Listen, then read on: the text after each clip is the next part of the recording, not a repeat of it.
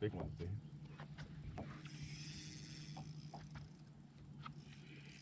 We are back, everyone, with more of an update on the Toledo Bend TXCT Championship, where I had a little last minute heroics. You haven't watched that video? Watch that video. It just gives a little insight sometimes what happens on a day on the water in tournaments. Happens to all of us. I look back and it's crazy because I had this in my head, this horrible day where I just wasn't catching anything. But I did end up catching like a 5 and a 6.5 pounder, like our two biggest fish. But it took almost all day long. I mean, I went hours without a bite, and I finally catch one about 5. And I did catch some other ones in there. I ended up catching a couple on a crankbait and another one on a worm. And then I did catch another big one, like our biggest one, like a 6.5, right? On a crankbait, 8XD, last seconds. Like less than a minute to go, I catch our biggest fish. In comparison though, I'm comparing it to my partner, Russell, who's been whacking on them all day long, right? It's like every time he picks something up, he's catching them on it. Doesn't matter what he does, he's catching fish.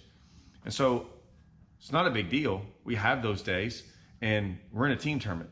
I still laugh at people who, like, I don't care if he catches all 50 of them. If we catch, go ahead and catch them all. That's never the issue. As a partner, as a guy who wants to do good in the tournament, I want to help. I want to contribute. So yeah, I contributed big time in the tournament. It's just, you know, a lot of times you catch bigger fish, the more bites you get. And I wasn't getting a lot of bites. Now it just happened to work out this way.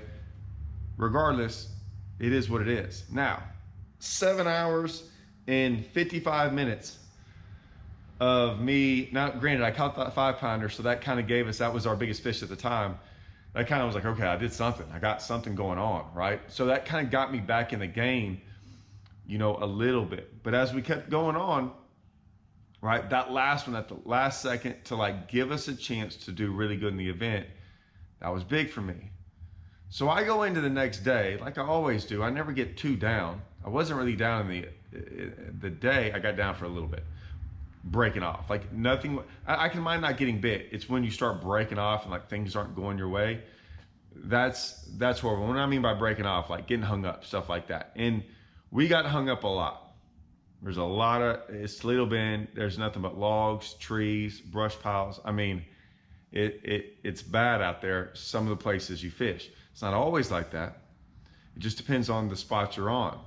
And so some spots are way worse than others. And we just happen to have this one spot,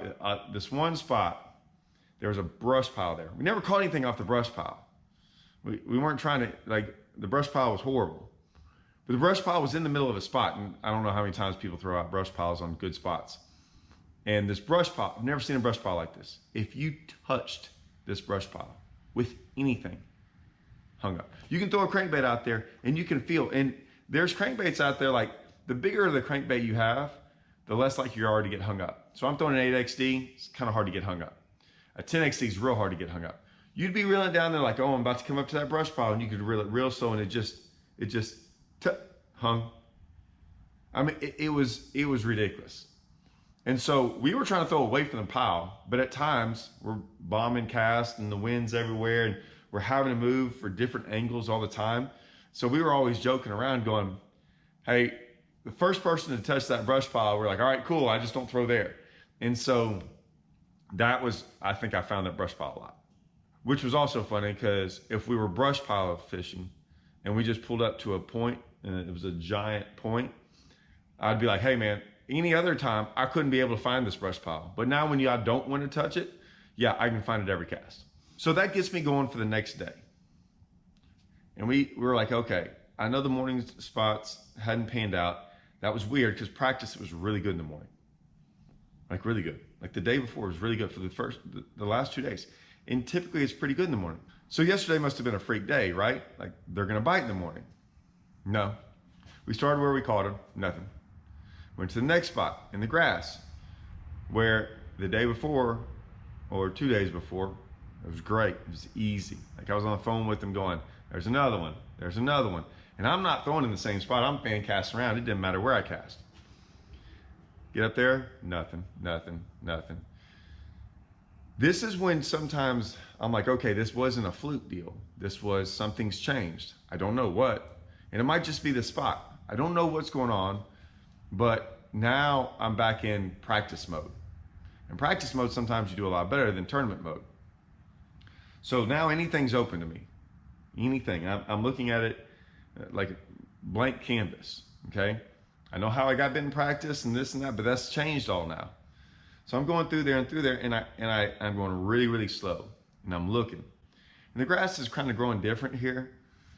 It's not tapered grass. It's what I call a long, stringy grass. So there might not be any grass right here, and then right here, it's a wall of grass, and then right there, there's no grass. So I'm kind of just easing through there, and if you notice, Russell got a new boat, and so he had a live scope on there, had an MBT on there. Now, I'm gonna get into the whole discussion about the MBT. I've got one, got it on my boat now, and get ready for these videos. I'm just telling you, you might not want them, you might not like them. They are what they are, and you might want to pay attention. But we got that thing on there, and he didn't have it hooked up to live scope the day before. He just had a regular on his Garmin's. And so when I say like he put it on the MBT, and I was like, man, the settings are all off. Like something's not right, right? I mean, and I've done videos on settings. Let me fix the settings because I can't find my bait. And that's what I'm thinking. Like I can throw my bait out there and I'm losing it really quickly. But in the meantime, I see these fish. I see a couple fish. I'm like, let me go get this little, if you want to call it, kind of like the Mickey rig.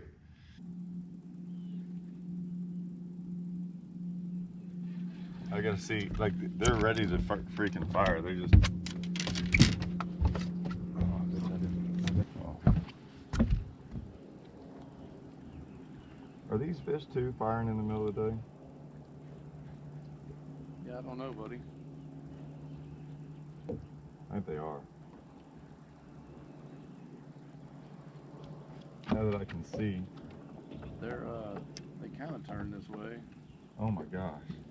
Now I caught one in practice on a Demiki rig, a fairly decent one, a 4-pounder, and some other ones. But let me just see. I can sometimes figure out some things with that Demiki rig, and just see how they're reacting. Like, what if they just ignore that thing?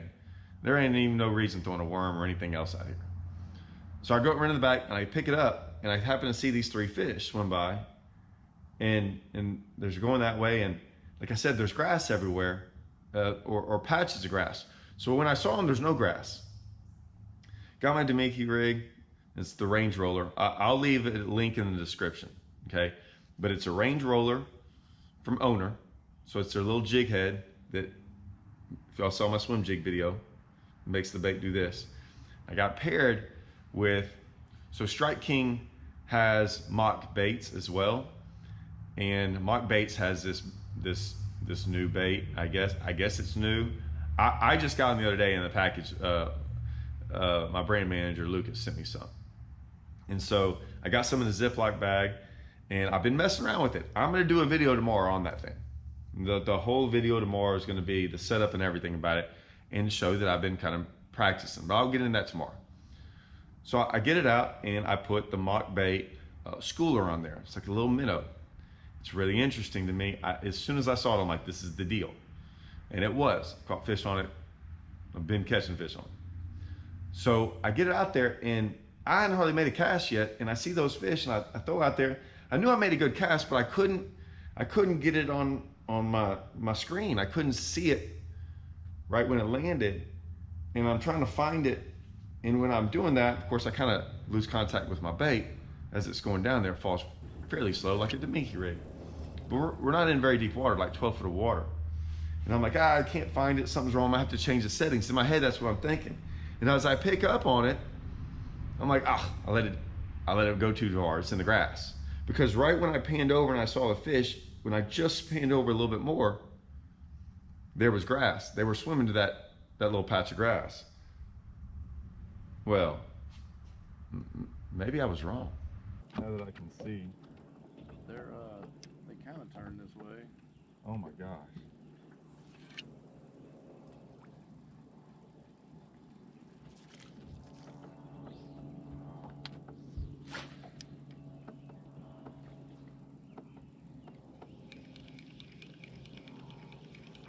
I want to see if these are big ones or small ones because they look.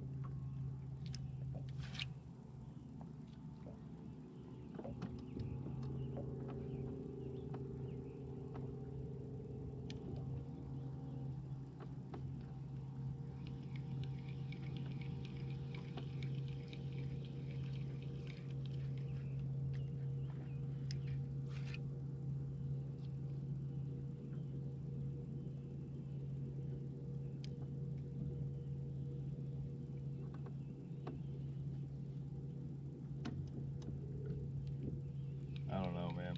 I can't find. I don't know what the deal is, but I can't find my bait ever, hardly when I cast. Put it on that other one and see if it's better. It's not that. It's like the lined up or something.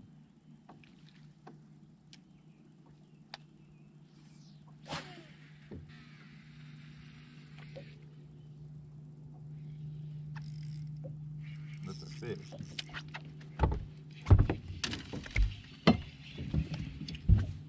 Not a bad one, I don't think.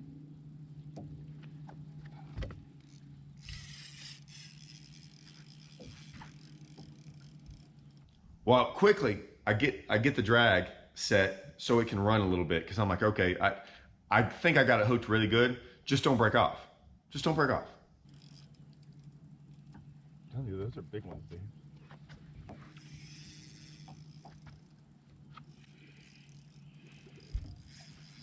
There's like 3 or 4 of them over there.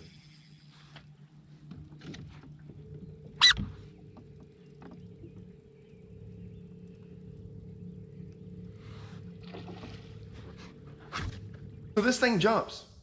It kind of like comes out of the water, and I'm like, okay, it's a big one. We get it's a 4-pounder.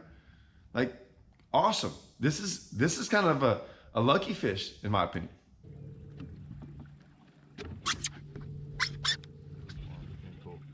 I get it. I just don't want him to jump and me not be ready.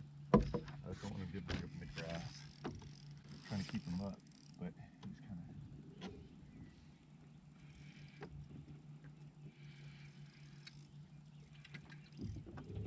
Trying to get him. So at this point in time, in my head, I thought I knew where I was in the flat, and there's deep water. There's no stumps around. Just let this thing go. The problem was I wasn't close enough to the edge yet. I was still in the flat, and then I was like, oh no, the grass. He's coming. That's what I'm worried about. No, Russell. So the last thing it could do was hang me up in grass. It's the worst thing it could do. And I'm like, oh great, at this 10-pound test line, this grass ain't no punk. So like, what am I gonna do here? I had one good thing going for me.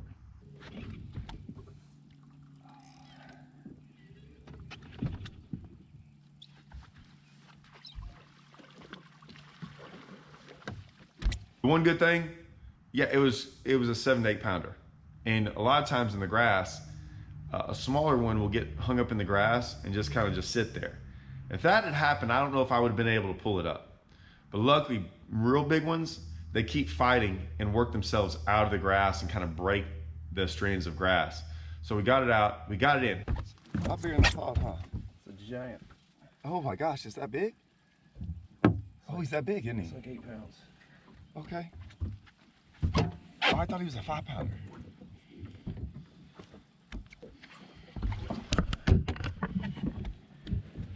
Did I figure something out? Maybe. I threw right on him, dude. I still thought it was a 4-pounder. I couldn't see because Russell was in front of me with the net. Like his body was in front. So when I pulled it up, I knew it was there. And I was just getting it high so he could net it. When he netted it, if you see, he kind of goes to the side of the boat. And I'm like looking, but all I see is Russell's back. I don't see the fish. I just know he's got it. So I'm like, I got a 4-pounder. He's like, oh my gosh.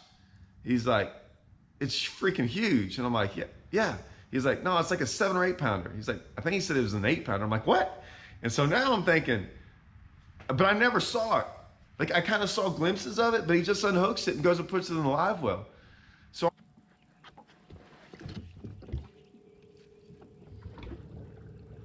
Yeah, watch my. This is what I've been freaking out about. I know what you were worried about. My rod was about to go in the water. I didn't know he was that big. Like 8-pounder. Huh? I can do it again. I'm not happy with dude, those are all big ones. I'm looking at them. Well, you can turn it if you think that's gonna help. It doesn't matter. Like, I'm not mad. I'm just saying. I mean, Every time I turn, I can't find it anywhere. obviously it's new, so. You know what I'm saying? Like, every time I turn, I can't find it anywhere. Look at it. Look at it. I'm going, okay, this changes everything. Now, what that does, like I said, it's just a carryover from yesterday, right? Man, I'm not saying that my mind was in a different, but yesterday started for 3 hours. I was in a bad mood, and I was like, here we go again, another tournament where you find them in practice, kind of figure some things out. And you know it's going to be a tough event, but you only have so many chances because we've done so many other things and haven't caught them. So we can't just go keep doing that again. So we're running out of ideas. And that's where I felt yesterday, like the frustration come in, because I was like, if some of these last couple things we do don't work out, I don't know what we're gonna do. Well, now I'm like, okay, we still got the whole day ahead of us. We didn't even have a fish at this point in time. Now we have one way bigger than anything we had yesterday. Like, it's on. Now I caught a couple more fish on that rig there.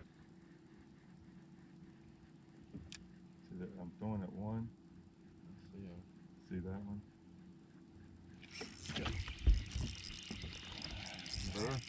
I don't know.